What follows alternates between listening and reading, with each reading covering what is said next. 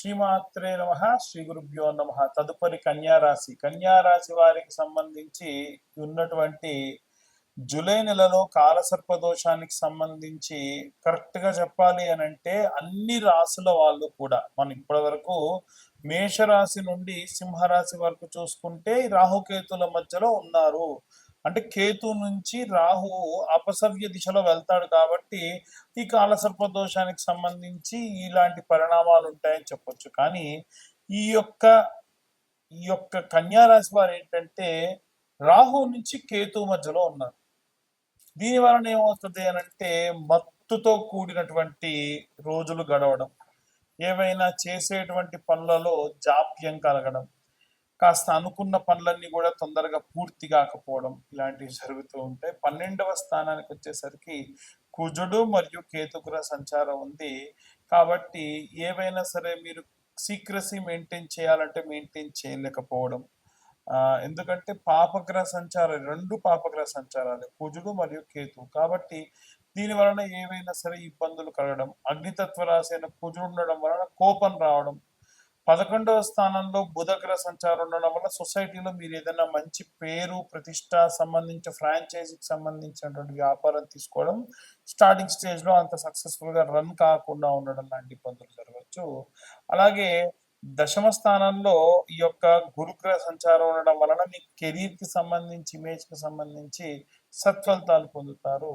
అలాగే నవమ స్థానంలో శుక్రగ్రహ సంచారం ఉండడం వల్ల దూర ప్రాంతాలకు ప్రయాణం చేయడం, పిల్లల ఎడ్యుకేషన్ కోసం దూర ప్రాంతాలకు వెళ్ళడం, లేదా ఏదైనా దైవికమైన కార్యక్రమాల కోసం దూర ప్రాంతాలకు వెళ్ళడం లాంటివి జరిగే అవకాశం ఉంటుంది. జాగ్రత్తగా ఆరోగ్యాన్ని బాగా జాగ్రత్తగా చూసుకోండి.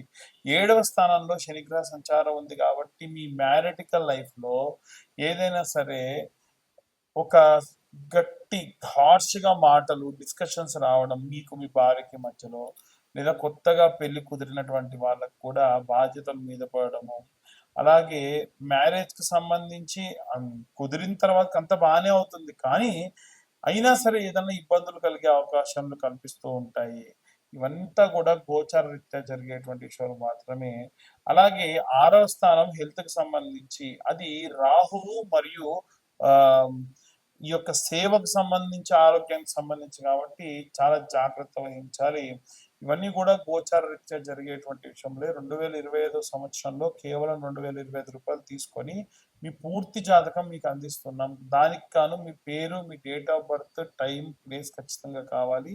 ఎవరైతే ఈ జూలై నెలలో జాతకం చెప్పించుకుంటారో వారికి ఉచితంగా కరుంగలి మాల మన ఛానల్ సబ్స్క్రైబర్స్కి మాత్రమే మీ దాకా అందించడం జరుగుతుంది. వీటి కొరియర్ ఛార్జెస్ మాత్రమే ఎక్స్ట్రాగా తీసుకోవడం జరుగుతుంది. ఇక అన్ని వర్గాల వాళ్ళు ఎలాంటి రెమెడీస్ తీసుకోవాలి, ఎలాంటి మంత్రపుటనం అనే విషయాన్ని ఇప్పుడు మనం తెలుసుకుందాం. మనకి రాహువు కేతువుకు మధ్యలో మిగిలిన గ్రహాలన్నీ చిక్కుకొని ఉన్నాయి. ఎప్పుడైనా సరే రాహువుకు కేతువుకు మధ్యలో మిగిలిన గ్రహాలన్నీ చిక్కుకొని ఉంటే అది కాలసర్ప దోషం కిందికి పరిగణలోకి తీసుకుంటారు. అయితే ఈ రాహుకేతువులకు మధ్యలో గనక ఈ యొక్క గ్రహాలన్నీ చిక్కుకొని ఉంటే మరి అందులో ఏ గ్రహాలు అనుకూలంగా ఉన్నాయి, ఏ గ్రహాలు అనుకూలంగా లేవు, దానివల్ల ఎలాంటి పరిస్థితులు ఉంటాయి, ఇవన్నీ కూడా మనకు ఈ యొక్క కాలసర్ప దోషం ఉన్నటువంటి కాలంలో తెలుస్తుంది. కాలసర్ప దోషం ఉంటే ఏమవుతుందనంటే పనులు సజావుగా సాగవు, ఏవైనా సరే అనుకున్న పనులు అనుకున్నట్టుగా జరగవు, దగ్గర దాకా వచ్చి వెళ్ళిపోవడము, అలాగే ఆరోగ్య సమస్యలు రావడము ఇలాంటివి వస్తూ ఉంటాయి. అంటే అంత శ్రేయస్కరమైన కాలం కాదు. అయితే ఇప్పుడు ఈ గ్రహాలు ఎక్కడెక్కడ ఉన్నాయి, దాన్ని బట్టి ఎలాంటి పరిస్థితులు ఉంటాయి అనే విషయానికి వస్తే మనకు ఉన్నటువంటి గ్రహాలన్నీ కూడా చూసుకుంటే రాహు తర్వాతకి శని, ఆ తర్వాతకి శుక్రుడు 3వ స్థానంలో రాహు నుంచి, చతుర్థ స్థానంలో గురువు, అలాగే పంచమ స్థానంలో బుధుడు, అలాగే షష్టమ స్థానంలో కుజుడు మరియు కేతు గ్రహాలు చిక్కుకొని ఉన్నాయి. ఇలా ఉన్న సమయంలో ఎవరన్నా ఇనుముకు సంబంధించి పనులు చేసే వాళ్ళకి అనుకూలంగా ఉంటుంది. శుక్రుడికి సంబంధించి అంటే ఎవరైనా సరే ఒక కాస్మెటిక్స్ కానీ, బ్యూటీకి సంబంధించి కానీ, అలంకారానికి సంబంధించి కానీ, సినిమా వాళ్ళకి అనుకూలంగా ఉంటుంది. అలాగే రాజకీయ నాయకులకు అనుకూలంగా ఉంటుంది. కానీ ఎవరైతే ఉద్యోగస్తులు ఉన్నారో ఉద్యోగస్తులు ఎవ్వరికి కూడా బాగాలేదు, రెసిషన్ తో కూడినటువంటి కాలం అని చెప్పొచ్చు. బిజినెస్ పరంగా కూడా వ్యాపారస్తులు కూడా చాలా నష్టపోయేటువంటి కాలము. అలాగే కుజుడు మరియు కేతువు ఎప్పుడైతే కలిసి ఉందో ఆ సమయం కూడా అంత శ్రేయస్కరం కాదు. కాబట్టి ఏం చేయాలి అని అంటే, అందరం ఈ రాశి వారు ఆ రాశి వారని కాదు, ఇంట్లో ఉన్న చిన్న పిల్లలు పెద్ద పిల్లలు అని కాదండి, అందరూ కూడా చేయవలసినటువంటి పని ఏమిటి అని అంటే, సుబ్రహ్మణ్యేశ్వర స్వామి ఆరాధన చేయడం మంచిది. సుబ్రహ్మణ్య ఆరాధన విశేష శక్తినిస్తుంది. కాస్త డబ్బున్న వాళ్ళు ఏం చేయండి అంటే, ఏ స్కందగిరి టెంపుల్కో అక్కడ అభిషేకం చేయించడము, పళని కానీ కుక్కి కానీ, అలాగే ఈ యొక్క సుబ్రహ్మణ్యేశ్వర స్వామి క్షేత్రాలు ఎక్కడెక్కడ ఉంటే అక్కడక్కడికి వెళ్ళి దర్శించుకొని రావడం మంచిది.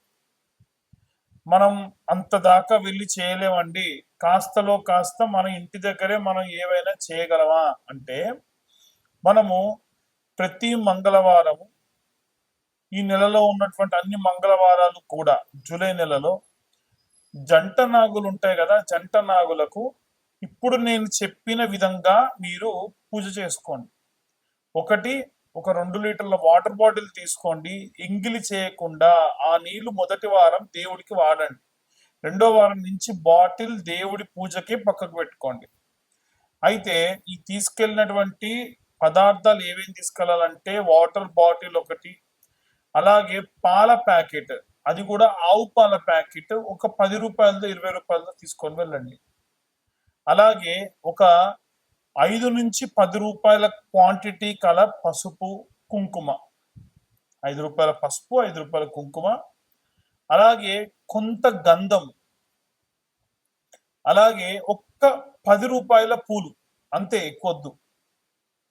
ఒక కొత్త మట్టి చిప్పలు ఒక 2, 3 ఒత్తులు, 10 రూపాయల నెయ్యి ప్యాకెట్, ఇంతే కావాల్సినటువంటి పదార్థాలు. ఇంతే. ఏదైనా పండు తీసుకెళ్తే ఒక 2 అట్టిపళ్ళు, అంతే.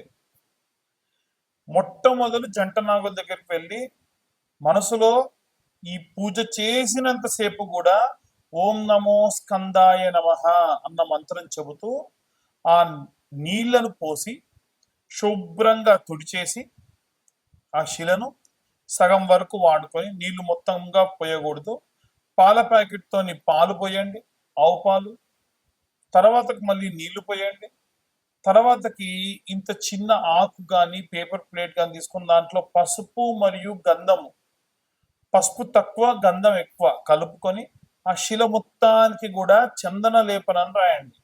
మనకు సుబ్రహ్మణ్య బాలము అని, సుబ్రహ్మణ్య గద్యము అని, సుబ్రహ్మణ్య కరావలంబ స్తోత్రము అని ఇలాంటివి ఉంటాయి. ఎవరన్నా చదవలేని వాళ్ళు ఈ కరావలంబ స్తోత్రం ఫోన్లో పెట్టేసుకొని మీ పక్కన పెట్టేసుకొని కేవలం ప్రతి పద్యానికి ఆఖరిలో శ్రీ సుబ్రహ్మణ్య కరావలంబం వల్లీసనాద మమదేహి కరావలంబం అన్న మంత్రం వస్తూ ఉంటుంది. ఆ ఆఖరి మంత్రాన్ని చెప్పినా చాలు, ఆ పద్యం అంతా వస్తుంది. కాన్సన్ట్రేషన్ అంతా పద్యం మీద పెడుతూ మనం ఆ శిలను రాస్తూ వల్లీసనాద మమదేహి కరావలంబం అని వస్తుంది. అలా వచ్చినప్పుడు ఓం నమో స్కందాయ నమః మనసులో అనుకుంటూ శిలకు రాయండి. ఆ గంధం పసుపు కొద్దిగా, గంధం ఎక్కువగా రాయండి. ఆ తర్వాతకి జంట నాగులు ఇలా ఉంటాయి కదా, ఇలా ఉంటాయి. మనకి ఉన్నటువంటి జంట నాగులలో ఒక సర్పానికి కింది నుంచి, పడగ కింది నుంచి ఒక బొట్టు కుంకుమ తీసుకోవాలి, బొట్టు పెట్టాలి, మళ్ళీ కుంకుమ తీసుకోవాలి, బొట్టు పెట్టాలి, మళ్ళీ కుంకుమ తీసుకోవాలి, బొట్టు పెట్టాలి. అలా 11 బొట్లు ఒక సర్పానికి పెట్టండి. ఇంకొక సర్పానికి కింది నుంచి పైకి 10 బొట్లు కుంకుమ తీసుకొని బొట్టు పెట్టాలి. అలా స్వామివారి శరీరం పైన లేపనం చేసిన గంధాన్ని తీసుకొని చేతికి పెట్టుకొని, మీ పిల్లలు కూడా వచ్చారు మీతో పాటు, మీ ఆయన వచ్చారు, మీ ఆయనకు పెట్టండి, మీరు పెట్టుకోండి, మీరు ఇక్కడ రాసుకోండి, మీ పుస్తక తాడుకు పెట్టుకోండి, ఇంకొంచెం తీసుకెళ్తాను ఇంటికి తీసుకెళ్ళండి, ఇంట్లో ఉన్నటువంటి పసుపులోనో గంధంలోనో కలుపుకోండి, నిత్యం వాడుకోండి, చాలా మంచిది. ఇప్పుడు మీరు రాసిన తర్వాత ప్లేట్లో ఇంకొంచెం మిగిలింది ఇంటికి తీసుకెళ్ళండి, రోజు మీరు వాడుకోండి. అయితే పొడిగా ఉన్నటువంటి పదార్థం ఏది కూడా తిరిగి ఇంటికి తీసుకెళ్ళకూడదు. స్వామివారిపై రాసినటువంటి ఆ గంధ లేపనాన్ని మాత్రమే మీరు ఇంటికి తీసుకెళ్ళాలి. ఇదంతా అయిన తర్వాత, చాలా మంది మొదలే దీపం వెలిగించమంటారు, అలా చేయకండి. అయిన తర్వాతకి దీపం వెలిగించాలి. 2 మట్టి ప్రమిదలు, ప్రతిసారి కొత్త మట్టి ప్రమిదలు, 2 మట్టి ప్రమిదలు, దాంట్లో ఒక 3 ఒత్తులు, 3 ఒత్తులు కలిపి ఒక ఒత్తి కింద చేంజ్ చేసి ఆవు నెయ్యి వేసి దీపం వెలిగించండి. ఆ తర్వాతకి 21 ప్రదక్షిణాలు చేయండి. ఇప్పుడు మొదటి వారం నుండి ప్రారంభించి 21 ప్రదక్షిణాలు ప్రతి వారం చేశారనుకోండి, 5 వారాలు ఉంటాయి. 5 వారాలు చేయాలి ఖచ్చితంగా. 5వ వారానికి వచ్చేసరికి మీరు ఎన్ని ప్రదక్షిణాలు చేసినట్టు అవుద్ది? 105 ఇంటూ 5 అంటే 21 ఇంటూ 5 అంటే 105 ప్రదక్షిణాలు చేసినట్టు అవుద్ది. ఆఖరి వారం 3 ప్రదక్షిణాలు ఎక్కువ చేయండి, 3 సార్లు బొట్టు ఎక్కువ పెట్టండి. దీని వలన మీరు పూర్తిగా 108 సార్లు ఈ యొక్క సుబ్రహ్మణ్యేశ్వర స్వామికి అంటే జంట నాగులకు ప్రదక్షిణ చేసిన దానితో సమానం. కాబట్టి విశేషంగా ఏదైనా సరే ఈ కాలసర్ప దోషానికి సంబంధించి నెల మొత్తానికి కూడా కాలసర్ప దోషం ఉంది కాబట్టి ఈ రకమైనటువంటి ఇబ్బందులు కలిగే అవకాశం ఉంటుంది. చాలా చాలా జాగ్రత్తగా ఈ యొక్క ప్రదక్షిణాలు చేసుకోండి. ఇలా చేయడం వల్ల విశేషంగా మీరు సత్ఫలితాలు పొందవచ్చు. ఇదంతా కూడా మేము గోచార రీత్యా చెప్పేటువంటి విషయములు మాత్రమే. చాలా మందికి చాలా రకాల అనుమానాలు ఉంటాయి. అయితే మన ఛానల్ చూసే వాళ్ళు నేను బాగా వెరిఫై చేసిన తర్వాతకి తెలుసుకుంది ఏంటంటే, మారుమూల గ్రామాల వాళ్ళు, ఉదాహరణకు చెప్పాలనంటే ఒరిస్సా బార్డర్ వరకు, విజయనగరము, శ్రీకాకుళము, కర్నూలు, అలాగే కడప జిల్లాల్లో ఉన్నటువంటి వాళ్ళు, నల్లగొండ జిల్లాలో ఉన్నటువంటి వాళ్ళు, కృష్ణా జిల్లాలో ఉన్నటువంటి వాళ్ళు, తెలంగాణలో కూడా నిజామాబాద్, బైన్సా దాకా కూడా చాలా మంది ఈ యొక్క వీడియోలు చూస్తూ ఉన్నారు. అందరూ ఏంటంటే జాతకం చెప్పించుకోవాలన్నటువంటిది ఇది ఉంటుంది, కానీ డబ్బులు వెచ్చించడానికి ఇబ్బందులు పడుతూ ఉన్నారు. వారి కోసం ప్రత్యేకంగా ఈ నెలలో ఇవంతా కూడా గోచార రీత్యా చెప్తున్నాం. పూర్తిగా జాతకం తెలుసుకోవాలంటే మీ పేరు, మీ date of birth, time, place కింద ఉన్న నెంబర్కి ఒక్కసారి మీరు వాట్సాప్ చేయండి. ఈ జాతకం అంతా కూడా 65 నుండి 70 పేజీల్లో మీకు అందించడం జరుగుతుంది. 2025 సంవత్సరంలో కేవలం 2025 రూపాయలు మాత్రమే ఛార్జ్ చేయడం జరుగుతుంది జాతకం అంతా కూడా మీకు అందియడానికి. అయితే ఈ నెలలో ఎవరైతే జాతకం చెప్పించుకుంటారో వారికి పూర్తి ఉచితంగా ఈ కరుంగలి మాల ఇవ్వడం జరుగుతుంది. ఈ కరుంగలి మాల విశిష్టత ఏమిటంటే, పాతాళ శంభు మురుగన్ దేవాలయం అంటే సుబ్రహ్మణ్యేశ్వర స్వామి మెడలో వేసినటువంటి కరుంగలి మాలలు మా దాకా వస్తాయి. మళ్ళీ మేము కూడా హోమంలో పెట్టిన తర్వాతకే మీకు ఇవి ఇస్తూ ఉంటాం. కాబట్టి ఆసక్తి కలవారు కింద ఉన్న నెంబర్ కాంటాక్ట్ చేయండి.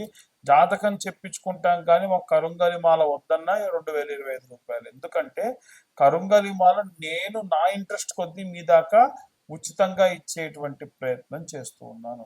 ఆసక్తి కలవారు కింద ఉన్న నెంబర్ కాంటాక్ట్ చేయండి. పూర్తిగా ఈ యొక్క జాతక విశ్లేషణ గురించి తెలుసుకోండి. సర్వే జన సుఖినో భవంతు. స్వస్తి.